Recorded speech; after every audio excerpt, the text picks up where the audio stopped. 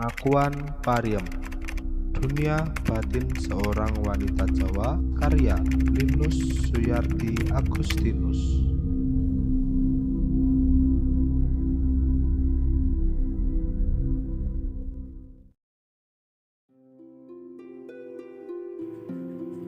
Lah iya, orang Jawa itu punya 20 aksara jumlahnya. Wonocoroko, Datasawala, Padajayanya, Mogobatongo. Kalau jumlahnya tak seberapa memang, tapi daya rangkumnya kerancingan luar biasa. Wadah yang cilik kok muat yang gede. Orang-orang Jawa ada di dalamnya, bagaikan ikat kepala solo ngayepyo. Dijreng jembar, dipakai pun longgar. Waktu Prabu Acisaka menggelar ikatnya, Prabu Dewata cengkar sampai terjungkal dan jatuh di lalap ombak lautan Kidul. Sebagai buaya putih yang sering muncul dan mencaplok orang Jawa yang terlena. Aksara Jawa yang dirancik dan dicipta akan lebih luas ketimbang tanah Jawa. Akan hilang muspra atau hidup kekal dalam gelora zaman yang berputar. Di atas gelaran ikat Prabu Acisaka, orang-orang Jawa berumah tinggal. Nah, bila saya terjemahkan bunyinya akan demikian. Ada utusan tanpa menolak, sama jayanya, sama menemui bangkainya. Ah, Mas Paiman, lihatlah sekarang. Bila saya menerjemahkan bahasa Jawa ke dalam bahasa Indonesia, yakni bahasa persatuan kita ialah bahasa kebangsaan kita, maka saya korupsi bahasa. Saya manipulasi budaya. Saya pun setrika peradaban. Wah, saya berprokol bambu yang tak genah juntrungannya. Bahasa Jawa bangkrut maknanya, dengan bahasa Indonesia jaya. Persis orang Indonesia. Ada yang tambah miskin, ada yang tambah kaya. Jurang-jurangnya kian dalam, seperti pantai Kidul Jawa.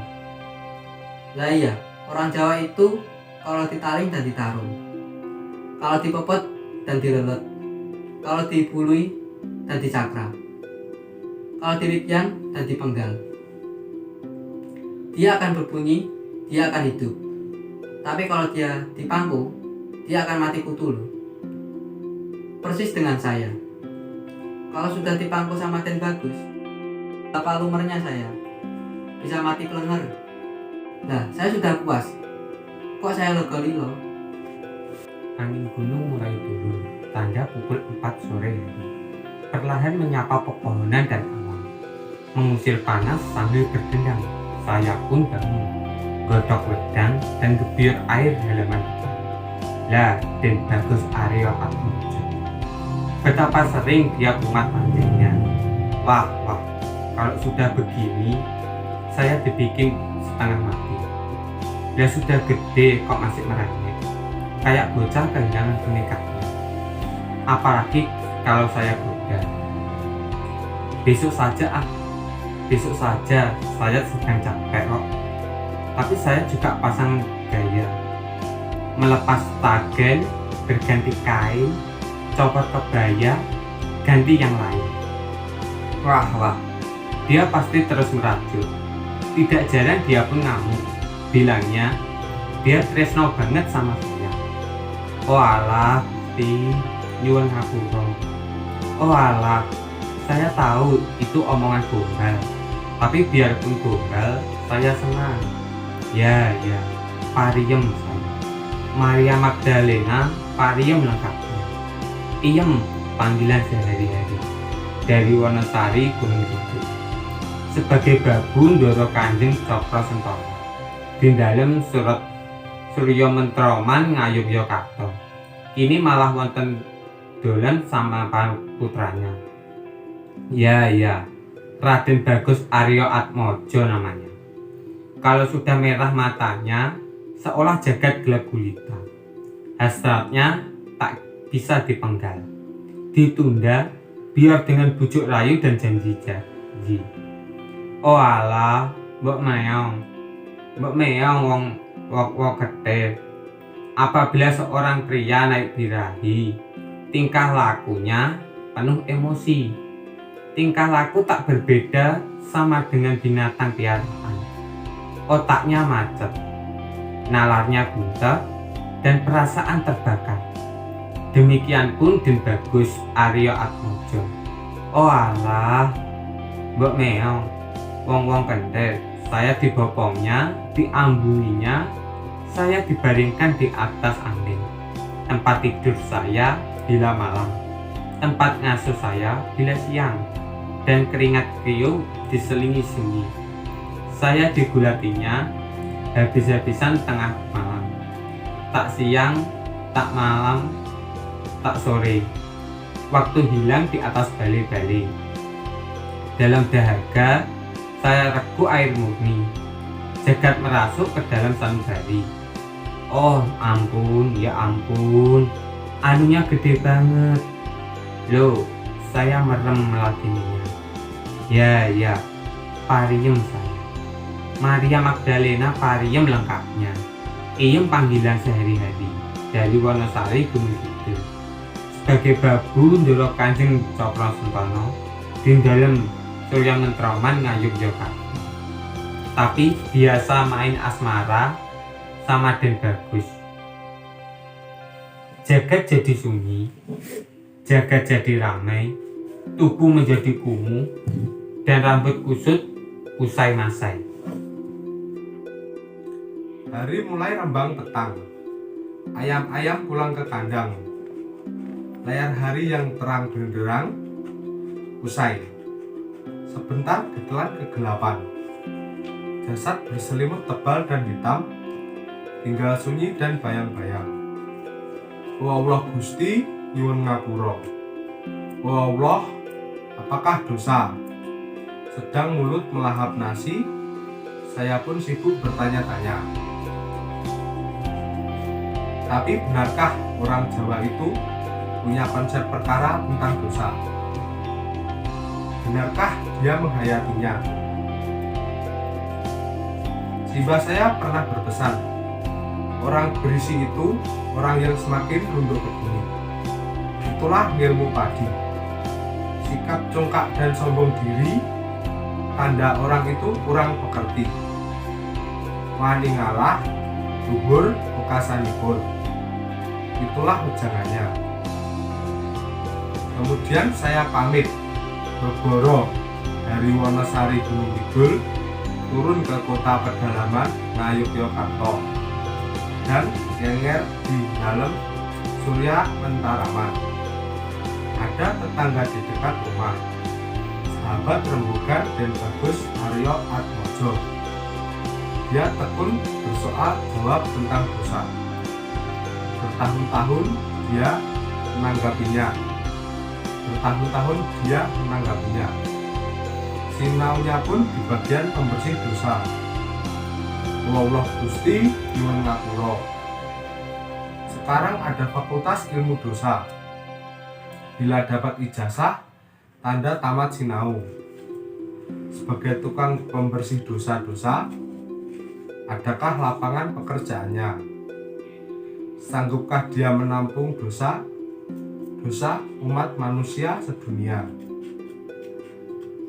Begitulah apabila ada dosa, tapi Sang Yang Mubak Jagat memang mencipta dunia ini sebagai alat keramaian. Beberapa bulan silam, Priai Alim dan Jatmika itu, mahasiswa Fakultas Ilmu Dosa itu, tetangga dekat rumah saya itu. Ajaib, dia malah sinting, tiap hari terkaing-kaing. Bukankah dia mikir asal-usul dosa, sebab musababnya dosa, dan akibat dari perbuatan dosa? Tapi bukankah dia termakan dosa, tak sanggup membebaskan dirinya, dan tenggelam ke dalam rasa dosa? Tentu saja dia menjadi sinting. Itu resiko wajar dari lakunya. Dia keladuk wani kurang juga, alam tak mengizinkannya. Dan kemanapun diri tak ditimbang, sampai ingatan goyang-goyang. Dia suka teriak-teriak, suka ngomong sendirian. Dia suka ketawa cekakakan, sekali diam 1000 bahasa.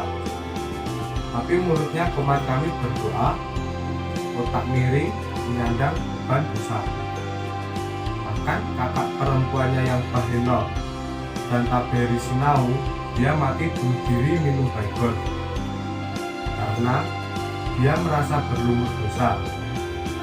Dia meteng, tapi tak ada pria yang mengakui okalnya. Allah Gusti nyuwun ngapura. Rasa dosa yang bertimbun di dalam hati sanubarinya dia tebus dengan tukar nyawa. Oh, inikah buah rasa berdosa? Inikah buahnya ngilmu dosa?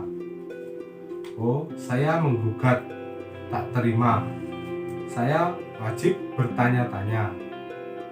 Pariem saya, Maria Magdalena Pariem lengkapnya. Iem panggilan sehari-harinya dari Wonosari Gunung Kidul. Sebagai babu Ndara Kanjeng Cokro Sentono di dalem Surya Mentaraman Ngayogyakarta. Tak bisa menerima perbuatan ikat yang membuat pohon kehidupan tak bisa damai dengan hantu botak yang digembar-gemborkan siang malam. Oh, jika hidup itu anugerah Tuhan, mengapa kita menganggap bangsa dan mengubah skenario yang sudah dipetakan? Saya tak takut bayang-bayang gelap. Saya tak tunduk lubang yang tajam. Allah Gusti nyuwun ngapura. Saya kerasan di dalam kehidupan. Saya kerasan walaupun kesenian. Biar makan gaplek, makan tela, tak akan saya tinggalkan. Belalang membelah kegelapan, jangkrik-jangkrik bersahutan di luar. Percakapan makhluk alam dengan cahaya binatang-binatang. Oh, tetapi hati saya kepingin bersatu dengan keindahan jagat malam.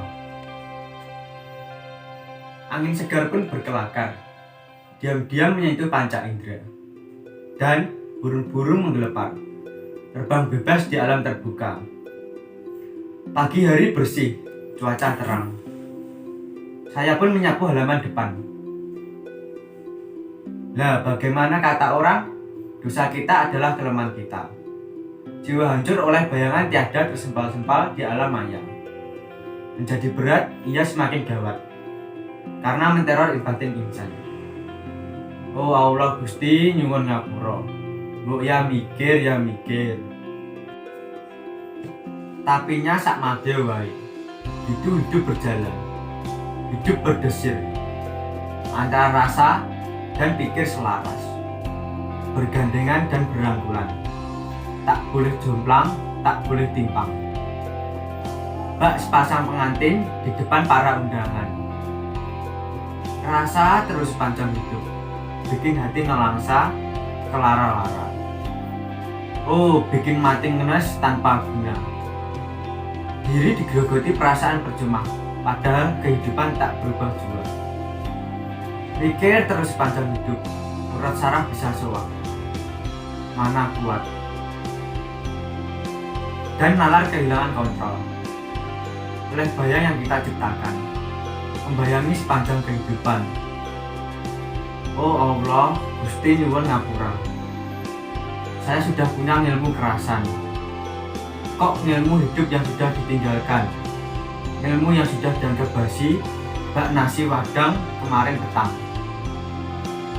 Hidup kerasan sudah tak dianggap dan dianggap ketinggalan zaman. Orang-orang mengembarakan batin dan mencari jangkar ke seberang. Dengan buminya merasakan asing, tidak dekat dan tidak akrab. Semua berproses berjalan perlahan.